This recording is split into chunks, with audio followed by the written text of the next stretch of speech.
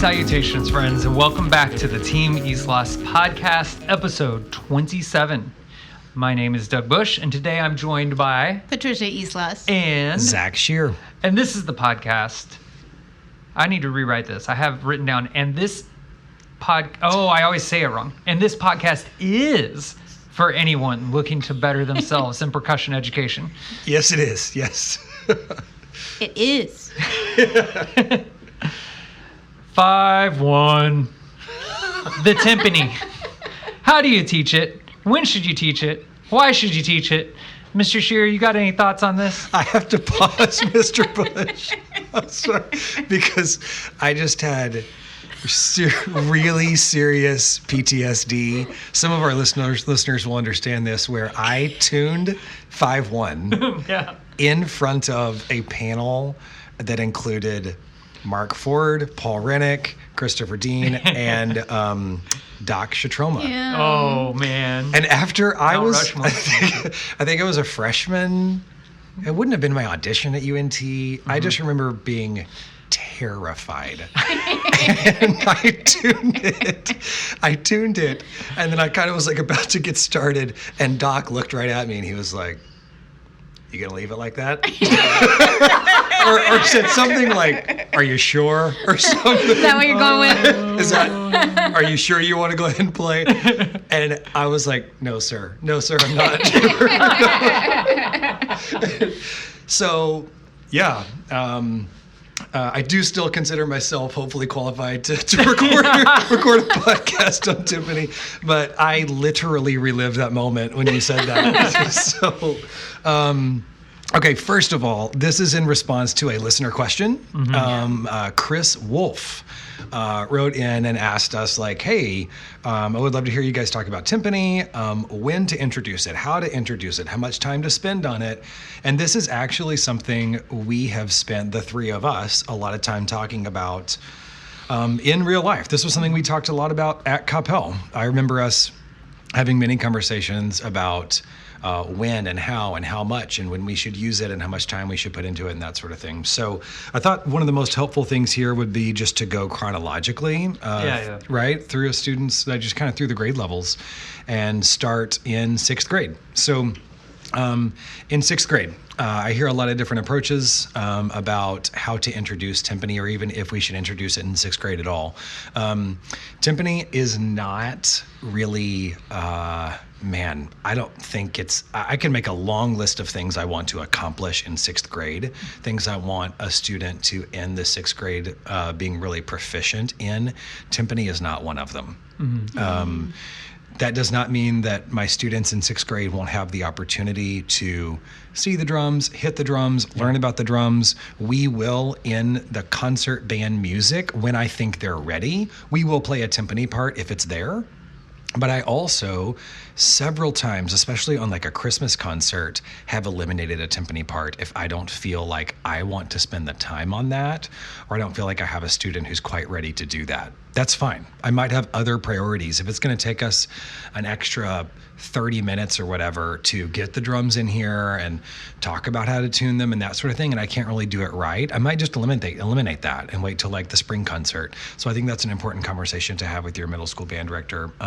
When it does come time in a sixth grade class for me to introduce for the first time what timpani are and what we're going to do with them, it is going to be quick. I am going to introduce the drums. I'm going to be the one playing them first. I'm going to do my best to demonstrate a good sound, the way the pedal works. I'm probably going to try to make them think they're cool by like doing fun stuff with the pedals. Mm-hmm. You know, they've never seen that. Mm-hmm. I might even go into a little bit of like how the head gets tighter and it makes the pitch goes up. Like, I think that's a cool thing for them to learn. Hopefully they leave that day thinking that was really cool. Then I'm going to pick a student who is confident, but maybe not an overthinker, to play that timpani part on that first piece, whatever it is. while I have demonstrated to them that, yes, the pitch changes and we're matching the pitch and that sort of thing, I'm probably going to tune the drums for them. We're not going to go into a 3-day long, let's get out our tuning forks thing about how to tune timpani, right? I'm going to demonstrate. I'm going to make sure they understand what I need them to understand. I'm going to show them a proper playing area. We're going to use timpani mallets. But then I'm going to be like, look, here's the low, here's the high. Maybe we know bass clef at this point. Maybe we don't. For a lot of programs in 6th grade, you're probably not covering bass clef pitches by that point. That's okay. But I'm going to make sure this kid has like the basic skills they need to play the timpani part successfully and feel good about it, you know? That was a question I was going to have with you, Mr. Shear, in this is like, is this also the introduction of bass clef? Yes or no? And is that something that comes prior or post? If I had a class that I felt like was really to the point where I could take the time to do that, yes, I'd be fine with that. I'd probably spend some time on the board talking about, if it's not at that point in the book that we're at, right? I might spend some time on the board talking about the pitches of bass clef and getting them to understand the grand staff and that sort of things. Do you think that would be useful if you knew that maybe only 3 students out of the group would really kind of understand it at this level? No. You don't think it would Well, no, I don't. You don't think it would be to like maybe have a few kids that can kind of navigate it and then maybe for them to help the other kids? I'm not so much into those kids helping the other kids. In 6th grade. Yeah. You know, like I kind of want all eyes on me in 6th grade. Now, do I think that maybe that's a thing that I could start in class and then could be taken up in private lessons? Yeah. Yes. So if you're in a context where you have really great private lesson teachers and a lot of your kids are in lessons, then maybe I'm more into that, Miss Islas. But 6th grade is just so specialized, and it's the one year I have to really build a strong foundation on so many really important things. Yeah. And a lot of those things are just more important than bass clef. Yeah. You know? So it just depends on how much time I have, how far along I feel like the class is, what their knowledge and proficiency is in other areas. It's one of those things that I feel like I'm going to have to come back to in 7th grade no matter what. Yeah. Right? Even if I introduce it in like January and we hit it once a week, we're still coming back to it in 7th grade, and probably for some kids even in 8th grade, you know, to like really read bass clef. Yeah. And it's also more important for me at that very early stage of timpani to get them to understand the appropriate playing area. And at least some amount, like hopefully at this point, we already have a really great rebound stroke. Right. I think it's important to say here that I start students up on snare drum, right? We all do in 6th grade. So starting and ending the stroke from the up position, they're already familiar with that on a practice pad, and then that translates really naturally to timpani. I think that's another reason to do it that way. If you start down and you start the kids playing downstrokes, that might be a harder transition to timpani to really let that stick rebound. So also, like, I know it sounds silly, but I might even focus more on learning how to move the drums. Yeah, that's what I was going to mention. Than I would on reading bass clef. I would say if Mr. Hawkins, Danny Hawkins, who is our master educator at Coppell, who teaches all 3 of the 6th grade classes, if he were here, he would say the very first thing that we're doing with regards to timpani is learning how to move them correctly. Learning that they are not tables to put other equipment or music stands or books or anything else on top of. Learning how to take off the covers and how to store the covers in a way that's going to keep them nice. And recover the instruments. Like all of that, I think would be like project number 1. I mean, that's true of any new instrument, really, with regards to percussion. But timpani, especially because they're so often, maybe more often than many other percussion instruments, treated poorly by middle school students. Yeah, right. and something that I'd like to piggyback on that we have seen specifically, not only Mr. Hawkins do, but his students do with him, and that we are also big proponents. If you guys are looking for actionable things, is that it doesn't matter who put the jar of peanut butter on the timpani, or who put the clarinet music, or who didn't do the cover right? It's less that. It's more recognizing it and then doing something proactively about it. Yes. Right. Like it is everyone's responsibility. If you come in and you see something and if you ingrain that very early in the process, right, that'll carry through with the middle school and the high school, and you'll have much less equipment issues as you get older. Absolutely. Another thing here, like I'm always looking for higher level principles that apply to a lot of different things. One principle I really believe in is if we can learn something or practice something away from the instrument, we should. So kind of going back to the bass clef thing, right? Yeah. I could start to pepper in, especially if we have some sort of routine at the beginning of class where we're doing like note naming or note recognition or whatever, right? There's a lot of different ways to do that. I can start to pepper in learning bass clef there. Oh, absolutely. You don't have to have the Right. instruments out to Yeah. learn bass clef. So like when I get the instrument out, when I take the time to wheel these giant things into the room, I really want the focus to be on that, because that's what's like that. I don't want to waste time learning something with the drums out that I could learn without the drums out, right? So that's sixth grade. I want them to end sixth grade. Each kid has at least hit the drums a couple times. One or two kids have played a timpani part in their performance. Yeah. They understand the pitch goes up and down. They probably do, especially by the end of sixth grade, have at least a decent understanding of bass clef. That might be it. I think it's also important to say I would not have students purchase timpani mallets in sixth grade. I think that's kind of a wasted purchase. Expense. Yeah, it's a wasted expense, right? Like if only one or two kids is going to hit the drums one or two times in a performance, I'll just provide the mallets for that, and then I would do a seventh grade like add-on stick purchase, right? That kind of leads me to my next thing, which is the biggest middle school timpani emphasis that I would do would actually be at a middle school percussion camp. Right? Yeah. So this was something we did at Capel. You guys taught, at this, at Capel. So we were fortunate to have a week-long middle school percussion camp, which we'll talk about in a future episode.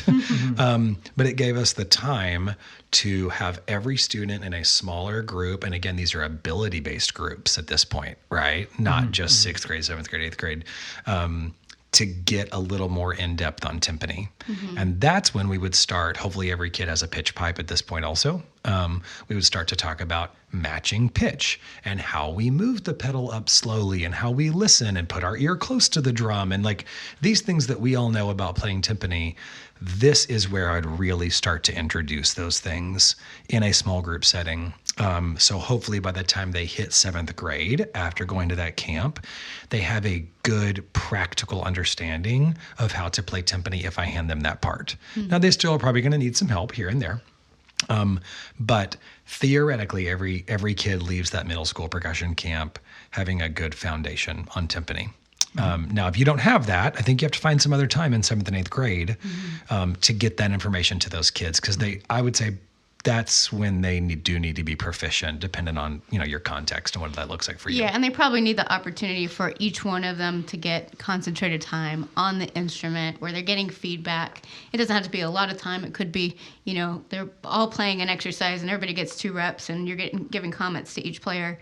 But to get experience on what it feels like to play the instrument, what the kind of the right method is for getting a good sound, so that they go into whatever it is, their concert band or their percussion ensemble or maybe their all-region audition with a little bit more confidence and competence. Yeah. I would also make sure that I'm communicating with my middle school band directors about what they should expect when a kid goes over to play timpani back there, right? Like, because I think sometimes misaligned expectations cause animosity here, right? Yeah. That middle school band director might expect that every kid can just go over there and tune 4 different pitches and play rolls and know what mallets to use and this and that. And if that's not where they are, just tell the middle school band director that and tell them the good reasons that you have maybe not pushed this as far down the road as they might think.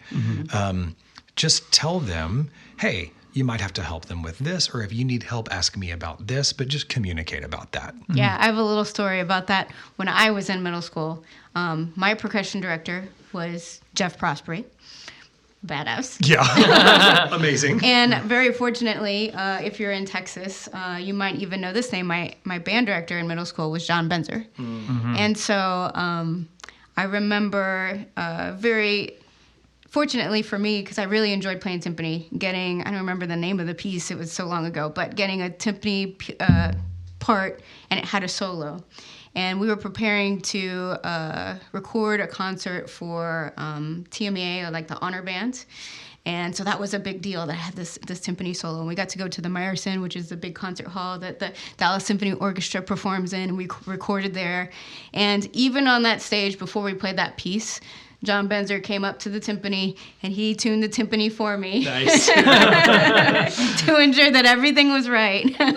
Yeah. Because that conversation had been had. Like, he knew what I was capable of, which at that point, he put a lot of trust in me as the player, as an 8th grade kid, but also knew that what was realistically not within my wheelhouse. That's right. That's right. Yeah, and as we transition out of the 6th grade into middle school here, one thing I would like to say, again, Patricia and I are just so fortunate to have seen inside so many programs. And, fundamentally, one of the things we preach a lot on this podcast is you need to know you need to know your strengths and your weaknesses and what you want out of the program and what the direction you're taking the program is, and be confident with that.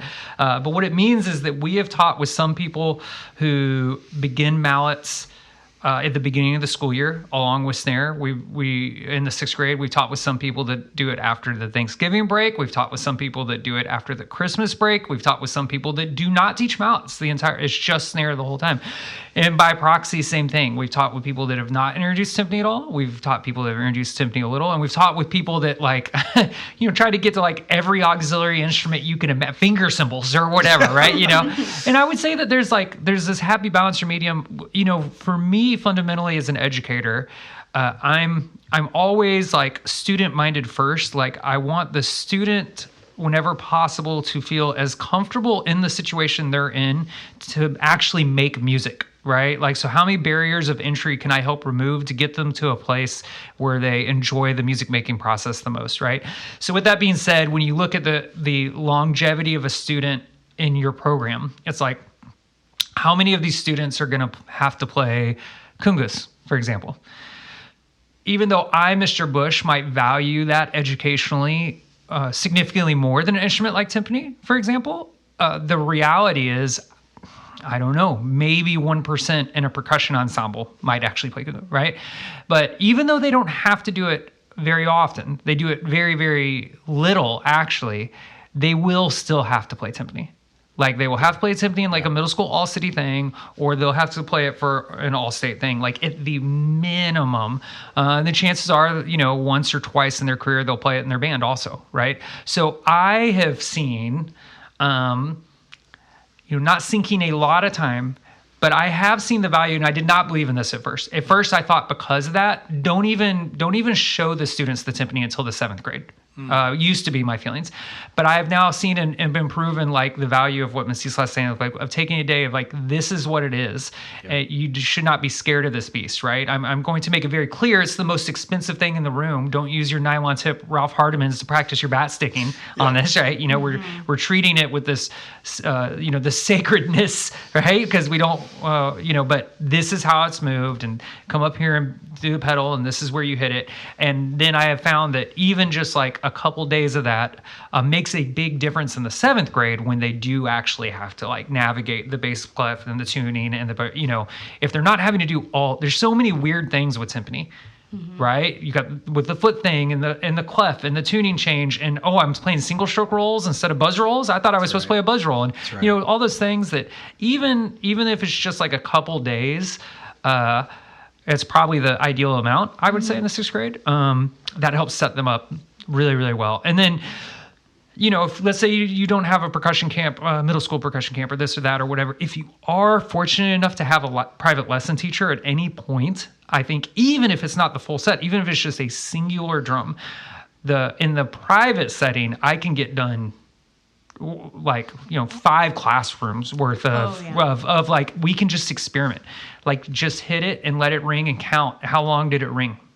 That's called sustain. Now, this is a core note. This is how you muffle it. try muffling it like this, try, so on and so forth. And so I think that that's a big, if you're able to, a big bang for your buck. If you have a lesson teacher, is like communicating with them, hey, let's make this week timpani week, right? And that will go a long way too.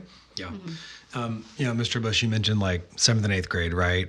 I would say ideally in 7th and 8th grade, because a lot of what we're talking about in timpani is like logistics and mechanics and how do I work this stuff. Ideally in 7th and 8th grade, every one of my students has timpani mallets and they have a pitch pipe and they can read bass clef and they know the ranges of each drum. Ooh, wow. Right? I mean, like that's why I emphasize the word ideally. Ideally, yeah. Ideally, in a perfect world.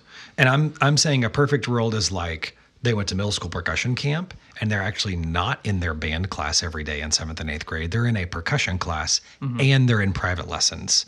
That's a very small slice of 7th and 8th grade percussionists in the United States, absolutely, right? Yeah. So as you start to take those things away, right? That's one side of the spectrum. The other side of the spectrum is we have one band director. All the kids are in the same room at the same time. We have one set of mallets for the whole program. Right, and we can't find them. Yeah. and the drums maybe are not even in good working order. Because that's another thing. I'm like, just roll back. Forget teaching the kids. Are your drums in good working order? Yeah. Right? But like the other side of the spectrum, like you mentioned, Miss Islas, right? We have one pair of mallets, we have one band director, all that. Then that's going to look very different than an ideal scenario. So the number of things you need to do for them and maybe not even really try to teach them necessarily, the number of those things goes up as you remove like private lessons and middle school percussion camp and percussion class. And let me just say, if you find yourself in a scenario that's not ideal, and most of you probably do, that's fine. Yeah, It's okay. Like I would, by all means, if I had limited resources and limited time and I didn't have lessons or whatever, number one, I think it's actually more important that the drums are maintained in that scenario, especially in middle school, because I'm going to set the gauges and I'm probably going to put somewhere permanent that they can see it, maybe on the music stand that stays with the timpani or a little card hanging off the drums themselves or something, the ranges of each drum. Because I want even an average, not great middle school percussionist to be able to come over here and figure out how to set this up and be successful on timpani, even when I'm not there, right? So I want them to have kind of a dummy-proof setup over here, right? Where the drums work, the gauges are set, so even if they don't match pitch well or they don't have their pitch pipe or whatever, they can just move they can just move that little lever up to where it says A, and if they know it says A on their music, we're good to go. I would probably mark with a Sharpie on the head the playing areas with a little X or a smiley face or something, so they know, hit it here, And I know even as I say that, there's a part of me that's like, oh, no, you wouldn't, but it's like, no, for middle school, I absolutely would. Yeah, for sure. So yeah, I am more concerned about them having a good feeling and being successful over there than I am about developing the next timpanist for the New York Philharmonic, Yep. However, now we've graduated to high school. So we're in high school now. And I think this is where it starts to become quite a bit more individualistic, right? If I have students, and a lot of you in Texas probably do, if I have students that very clearly are, or a different state, are a candidate to make like the all-state band and they need to play timpani really well, then that student, I'm going to tell them they almost have to be in lessons and we have to be spending a significant amount of time developing their sound and their skills on timpani. That's going to mean tuning. That's going to mean roll quality. That's going to mean sound quality. That's going to mean a lot of things that are quite a bit more advanced. But that's the minority of students in my program, probably. So let's say all of the students in your program are going to at least audition for all region. Yep. That's a requirement for you as a percussion instructor or coming from the band director. How far would you go with the high school, the whole studio, in regards to teaching timpani? Considering like maybe none of them are yet at a level where they're ready to try and aim for all-state. If we're in that scenario, I'm going to say we're probably also a program that's doing some kind of middle school percussion camp sort of thing. So they've been through 2 rounds of this by this point, right? Then there are going to be some dedicated times, days, maybe during summer band, maybe during the school year, maybe that period right when marching bands ends and we kind of pivot to the all-state music. There are definitely going to be some times where everybody is in the room and I am focusing on timpani. Mm-hmm. And we are maybe having students coming up. We're also having me demonstrate a lot. Mm-hmm. And we are talking about those higher level things. Mm-hmm. Now, I will say, Miss Islas, you're talking about a competition. Mm-hmm. You're not talking about like me developing the next class of world-class timpanists here. You're talking about trying to get seats in a band. Yeah. Trying to get a higher score for these students. Yeah. So the other thing that comes into my mind here, because a lot of us do find ourselves, with our little timpani competitors here, not necessarily just trying to, develop these altruistic like musicians. I am going to do a couple things. Number one, I'm really going to set those gauges. So even if a kid can't match pitch very well, their tuning is accurate every time. Mm-hmm. Number two, before I pass out that all region music to them, I am marking in the stickings. Mm-hmm. Yep. And it is not optional. It's not negotiable. Probably the dampenings and probably this is when you're tuning and how you're tuning if there are tuning changes like during the rest. Right? Yes, actually during those rests, Mr. Bush, I have a little system where I would write I'm envisioning it in my head right now. It's a little circle and it's got like, if it's the 26-inch drum, I'm putting like 26 on that circle. Mm-hmm. And then right below it, I would write the first pitch and then an arrow either going up or down and the second pitch, right? I'm also teaching them how to do those tuning changes in time, right? Mm-hmm. Right. Mm-hmm. So it's like 1, 2, change, 4, 1, 2, change. The physical motions of the changing and tuning of the drums is in a rhythm. That's right. Yeah. Like it is a rhythm just like anything else. Yeah. And then you talked about dampening. Mm-hmm. So here's what I would say about the all-state process. I want to make sure I say this correctly. It's not a performance. It's not a recital. It's not a recording. It is a chance to show you have the best skills to get the highest score. So on timpani, what that means is I'm always going to dampen if I have the opportunity. Mm-hmm. I'm going to dampen every single opportunity I get, even if I don't think it's the most musical thing to do. It's a way to show off you can do more stuff than the guy before you. And it's a chance for more attention to detail, more like if the judge at some point during your performance goes, whoa, wow, man, he simultaneously dampened that and this, and that's impressive. Yeah. And I would add something to that too as well that I know that concert pianists struggle with is that the majority of their practice is like in a practice room, right? But then their performance is on a stage or an auditorium. So they get used to the sustain in the practice room and it doesn't carry through to the actual venue, right? So it's the same type of thing where like, if in the practice room I'm getting the muffling down and it's really articulate and really defined and precise, as I go into a rounder, warmer, more acoustical environment, like the clarity of what I'm playing is higher than if I was a little bit looser with that, and it would be like muddier and rounder, right? To help with that separation. I agree with all those points and principles and do them. And a couple other things that I personally throw in there when I'm in my lessons, but I would also do if I was doing like a clinic with the entire group or whatever, is you can't produce a good sound if you don't know what it is. So you talked about demonstrating, but I also like to show, and what I do is, it's the year 2026. So the amount of videos is just like unreal. But what I like to go to for timpani, there's two things. Number one, I have a portable, it's a small, but a portable JBL speaker because the sound quality of that is so much greater than off my phone. Yeah. Right? Yeah. I can play this really compressed tinny thing off my phone, but that's kind of defeating the bird. Like just having this external Bluetooth speaker, even if it's not great quality, automatically, is number one. And then number two is drum corps. You can find these videos of drum corps timpanists that are recording themselves playing, and those guys are playing way more than anybody. Right? You know what I mean? They're doubling, the trumpet feature or whatever. Some of the stuff they do is just unreal. And it's from their perspective. So this is one of those things too that I think for a lot of us, like I know from Miss Islas, when she was really little or when she was younger, she didn't know you could hold 4 mallets. And she has a very strong memory of seeing someone for the first time and what that did for her. So it's the same type of thing. You don't know what these students, they don't know either if they're not exposed to it. And you show them some vanguard timpanists, like going crazy with some Blue Coats timpanist, right? And it only has to be a minute or less. Oh, yeah. And that image, then it's like, oh, okay, I see what this could be or whatever. Does that make sense? Oh, Yeah. absolutely. The other thing I like to do is the issue Mr. Bush had, even in college, I have a story very similar to yours. Oh, no. Right? Is, Mr. Bush is a big metal fan. He's always been a big metal fan. He'll always be a big metal fan. But I have, for whatever in my mind, the size of the instrument also is relative to the touch. So the bigger it is, the harder you hit it, right? Yeah, and I can course. remember having to do Beethoven Fifth for Dean and Ford. And I felt like, man, Bill and Ted's Excellent. I've been transported back in time. Like Beethoven himself is up there conducting and couldn't be more proud of the passion that Mr. Bush brought to this.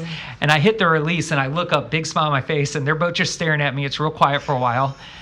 And then I think Mr. Ford was like, so education or performance? And I was like, education. And they kind of looked at each other, and Mr. Dean was like, well, if you ever have anyone that's really interested in timpani, you might consider hiring a specialist to work with them. It just crushed me, But I didn't understand that, passion and touch are different things. Yes. Right. You don't need to smash the drum to get a good sound out of it, right? So I think it was maybe on a Rob Knopper video I saw with, I forget which timpanist, but I know that he began teaching his stroke he literally said he wanted the speed of the mallet to just be the speed of gravity. Just like if I dropped a basketball. And so you just like drop the mallet and have it bounce off the head and then, right, And I do that with every single student too. Like I have it doesn't matter if they play bass drum or vibraphone or snare drum, right? And we'll talk about this a little bit, Mr. Wolf, because I know that this is your specific question, but grip is completely irrelevant. Like French, American, German, whatever. I just like have them literally like drop the mallet, it hits the head and bounces up, and then watch like the rate at which it falls and the rate at which, and try to get them to like, okay, this is, for both snare and timpani, I have a little like, before you do your region, this is like a 3-4 minute ritual you do for snare, it's a buzz roll thing, and for timpani, it's this thing to just get in your body and your ears. This is ideally what I'm going towards. Yep. The velocity and the motion one will always allow for that, but I still want to have a good clear, just like we play eights, with the drum line, and we have a good idea. This is what our full rebound legato stroke should sound like, right? I want to have like this is what your stroke on the timpani should sound like. Does that make sense? Absolutely. That leads me to a question for both of you. I think we're probably all pretty much in agreement here that in 6th grade, we're really not talking about turning our hands over. Oh, no. Right? You want to mess up everything you've done the rest of the year, then talk about turning your hands over. Right. So we're pretty palms down. Everybody's happy. We're fine in 6th grade. Just hit the right drum at the right time in the right spot. Okay, good. When do we start talking about changing that grip? Never. I don't think you do it. The only reason you could argue that you show it to a student, and it would be like a very specific case, is if you have that really excited, really hungry, maybe they, have dreams of maybe playing in an orchestra one day, or they're going off to do GDYO or something, or they're really serious about All-State and want to really dive deeper into the specific instruments that they might play. I don't think it is worth your time to try and do French. I have a friend that plays timpani in Germany, and I remember teaching a drumline camp with him and asking him about this, and he was like, "Oh no, we don't play French grip. Like no one over there plays French grip," and like he plays timpani professionally for a symphony orchestra in Europe, and that was the same thing when we came back, like where I'm with TeamIslas here, where it's like, you can correct me if I'm wrong here. TeamIslas, I can only think of maybe in the entirety of our career, 1 or 2 years, we didn't teach a student that made it to All-State. Ever, period. Yes. And we've been teaching literal decades. In Capella alone, we've been there, 10 years? There's only been a single year we haven't had a student make 6A Texas All-State. And I have never a single time been like in lesson turnover. We have former students that are professional in symphony orchestras right now. Never a single time. Yeah, for the exact same reason why our snares at Capel do not use traditional grip. Right. You can go so much further, and there's so many problems to solve just on timpani alone that you can navigate if you're not also having to teach the student a new technique. That takes so much time and consistency, and the payoff is really not going to be worth. The beautiful thing is, like, let's say the student is going to go there or get to that point. It's just like Miss Yamuni or David, whoever said about with the traditional grip, is like, then all they have to worry about is the grip. They don't have to worry about tuning and time and technique and reading and placement and Sound touch quality and sound quality. Like, all they got to do is, if that is something that they feel that they need. Okay, so I'm going to give a voice here to our listeners Please who do. are ready to pick up their phones and throw them across the room, or who have already taken their AirPods out and thrown them across the room. So, are you saying, TeamIslas, that there is no benefit, or you're just saying the juice is not worth the squeeze? The juice is not worth the squeeze. Even when I've got, because we together, the three of us, have taught some incredible high school percussionists, right? And we have also taught some high school percussionists, regardless of how incredible they individually were, who were competing on timpani in very, very competitive arenas, right? Like all-state auditions where the kids they're going up against are really good. And as a judge, I have sat in rooms where, man, every single kid in this audition sounds incredible. And I'm splitting hairs, right? And it's not notes and it's not rhythm, it's not dynamics. It's tone, it's roll quality, it's all of these things that I think we would all agree are influenced by the grip.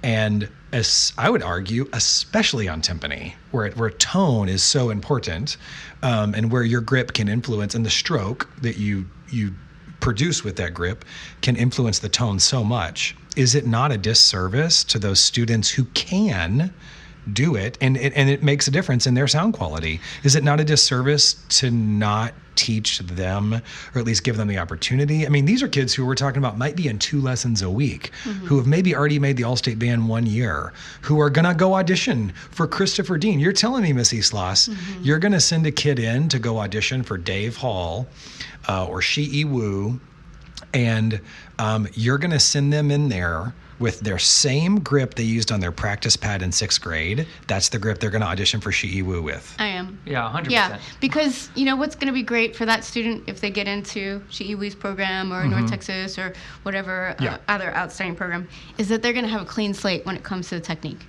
And so whoever is in front of them, whatever professor who has much more experience than I do in probably an orchestral setting, is going to have much more concrete ideas about how that technique works and what they're looking for in terms of the right way to do it than I have. And that student is going to have a blank slate and be able to start from day one with them. Yeah. Now, I mean, with you here, Mr. Shear, we're talking about a 0.00001%. We're talking about That's right. maybe That's 2 true. students I've had in the entirety of my career. Yep. And that would what I'm more likely to do, but is in this vein, is I have a high school senior that's on scholarship, band scholarship for Oklahoma University, and he wants to be on the snare line. He's never done traditional grip. Will you teach me traditional grip? Or I'm auditioning for, drum corps. Will you teach me traditional grip? Because I literally can't make it, or whatever. 100%. But that's not like a studio-wide thing. Like that's a very individual, select, private thing.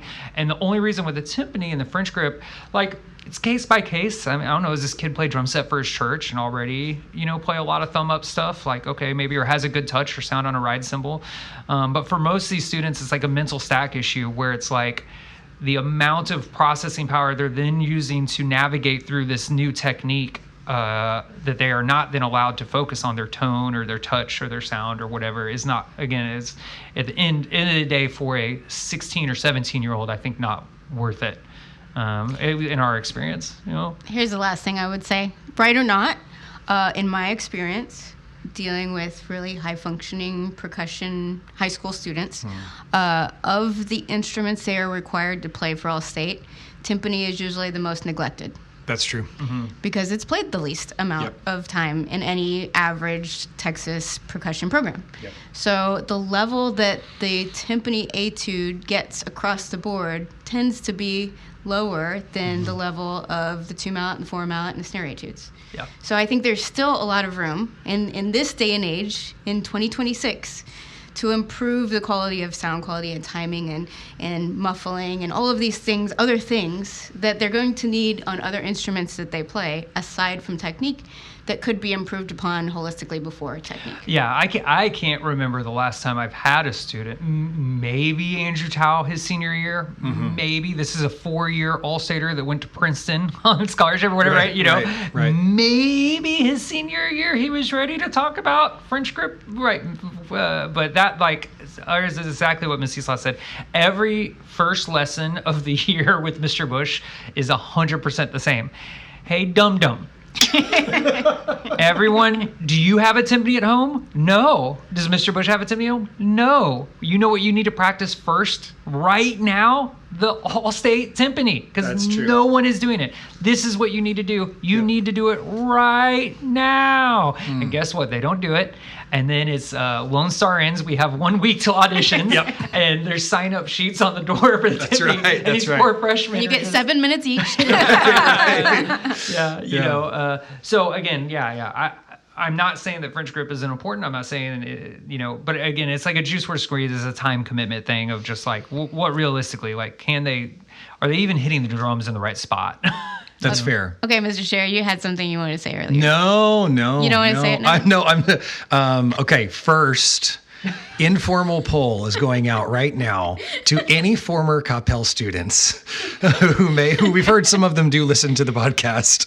I would love to know if they are like, because I might be in my argument here, mainly with Miss Islas, it feels like. I might be overestimating the amount of time I spent on French grip, but I vividly remember, like, if you're not, you know, obviously you can't see me right now, listeners, but I've got my hands together and I'm doing like a French grip kind of thing. I vividly remember kind of a prayer, but now I'm doing like the karate chop thing, you know, and then first fingers get folded in and then we separate. And this is how I vividly remember teaching this, you know.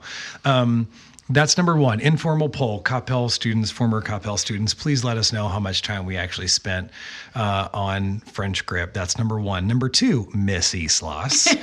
I feel like you are sandbagging yourself over here. You're downplaying. You're an excellent teacher. I know for a fact you can teach some kids some French grip at a very high level and help them sound better on timpani. And it will not be detrimental to them, and it will help them sound better and not negatively affect their other percussion pursuits. I hear you saying over here, oh, it's not worth the time and it's too hard and blah, blah, blah. You're selling yourself short just to win your argument over here. That's number one. Okay, if that is true, what you're saying, there has to be a reason why I'm still saying that I would not teach it. Don't you think? She would rather, I don't want to speak for you, tell me if I'm wrong. Yeah. She would rather spend that time listening to like Esperanza Spalding and talking about music. That's fair. Now here's where we get to actually probably the most important thing we're going to say on this podcast about timpani, which is that's a really good point. And although I am definitely more in the camp of like, I do think the juice is more worth the squeeze than you guys do. Actually, it's not the most important question. The most important question for any listener to this podcast is when it comes to timpani, what do you want your program to look like? Do you want a senior class every single year full of kids who, you know, can play canaries? If you do, then great. You've got a little timpani studio at your high school. Okay, wonderful. But you're going to have to sacrifice a lot of other stuff to get there. You can't also win WGI. That's right. Yeah. That's right. You can't win WGI and have everybody play drum set and sound amazing on timpani. And have Nate Smith be the guest artist on your percussion concert. Right. And, you can't do that. We only have a certain amount of time. Yeah. So all of these conversations, we'll do a quick lightning round here, some other questions about timpani, but all of these conversations are downstream of what do you want your program to look like and how much time are you willing? It's a prioritization conversation because you can't do everything. Okay, quick lightning round. Should high school kids play a timpani solo? No. Unless they want to. Unless they bring it up. No. Yes, yeah. Their junior and senior year, they get to select their freshman year. They play whatever they play, either snare or marimba, and what they play is based on what they played in the marching band. So if they were in battery, they play snare. If they were in front ensemble, they play marimba because that freshman year is the toughest year. They're already way overloaded. I want to keep them in their comfort zone. Like they're going to play a De L'Ecluse. They're going to play something out of Closing Remarks. They're going to play, or those French American, they're going to do something like that and learn the other side, if you will. And you want to make it about setting the high school standard on an instrument they're comfortable with. Exactly. And then their sophomore year, they have to do the opposite. Like if you've been on the quad line for the last 2 years, you have to play a four mallet solo, right? If you've been in the marimba, if you played marimba the last 2 years, you have to play a snare solo. Okay. But then their junior and senior year, they can play anything. They want to play a drum set, they can play drum set. They want to play timpani, they can play timpani. They want to play quads, they can play quads. Multi-percussion thing. Multi-percussion. Yeah, we've had anything and everything, right? Mm-hmm. And when they are the ones that select not only what they are playing, but like literally the music they're playing, like that they get passed off, I want to, do an arrangement of this Radiohead cover or whatever. Their investment is so much higher and they're able to go so much further and deeper. Yeah. My general answer is no. I'm also not a fan of the formulaic, you're a freshman, you play this, you're a sophomore, you play that. I kind of feel like if I am at a school where the taxpayers of this city are literally paying me an entire salary just to teach percussion, are you kidding me?